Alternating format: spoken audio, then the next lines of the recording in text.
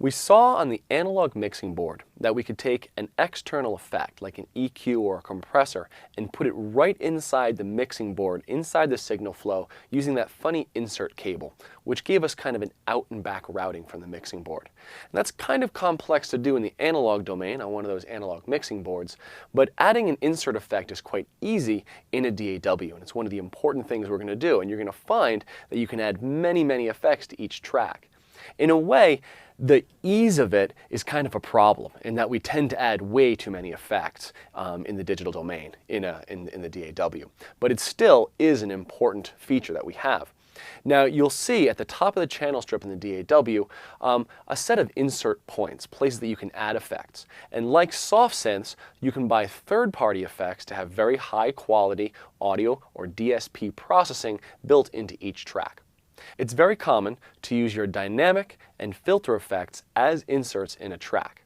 And it's important to remember that the insert effects process one by one from top to bottom, in that we would call it serial processing.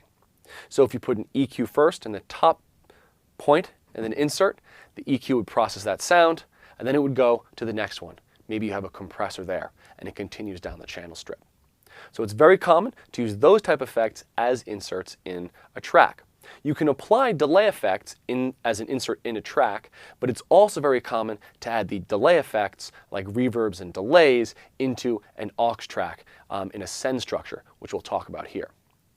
The reason we're bringing this up is, again, one of the main reasons we make these submixes, which is the next topic, is going to be so we can process a group of tracks all at once. While we're working in the DAW, the processing power is always a concern. We saw this when we were setting up the project in the beginning and setting our buffer size. We know that the higher the buffer size, the more plugins we can use, but we'd rather not raise up that buffer size. So, to be efficient with our DAW, it's nice to use as few effects as possible.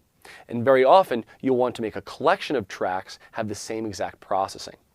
So, collecting them all into a submix and putting a single effect on one of those helps us with those CPU usage issues. So as you're working with your DAW, always be aware of resources and know that DSP, digital signal processing, is computationally expensive, and we want to use as few as possible.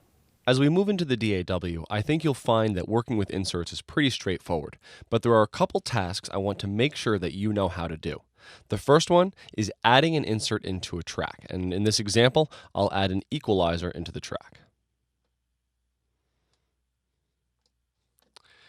Once you have a plugin in a track, you have to know how to do a couple things to it. The first is going to be to bypass it. Very often, you want to mute that effect, which turns it off but allows the sound to go through and bring it back. Usually, you can do that with some sort of modifier key, which can be very helpful to be able to audition a sound with and without a plugin on. The other thing you're going to need to know how to do is to choose a preset from that plugin. Very often, there'll be a large number of preset settings for the plugin to work in a variety of contexts and for a variety of needs. So learn how to choose different presets. Then make sure that you can save custom settings and bring them up later in other programs. You might find yourself creating a really perfect EQ compression setting, and you want to bring that up in other projects, and that can be very useful, and you want to get in the habit of saving those presets. It's important to become sort of modular with your producing, so that as you're creating things like presets, you can reuse that in other projects. You're going to need to know how to add a second plugin. When you have two plugins, it does make a difference which order they're in. As we said earlier, the sound enters the top of the channel strip, gets processed by the first plugin, then moves down to the next one, and so forth.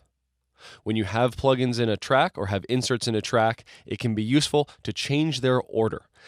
So you need to know how to move plugins up and down within a channel. This will often involve some sort of modifier key, like Control, Shift, Option, or Command, and dragging it down to another location. It's also important to know how to copy a plugin. Again, another key command can help with that. Maybe Option dragging will allow you to copy within the same track, and also figure out how you can copy between tracks. One thing to be aware of is that if you do have a MIDI track, you will not be able to put the same plugins there.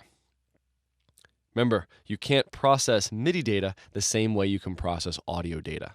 So in some programs, there are no plugins in MIDI tracks, and in other programs, there are plugins, but they're specifically designed to manipulate MIDI data and not digital audio.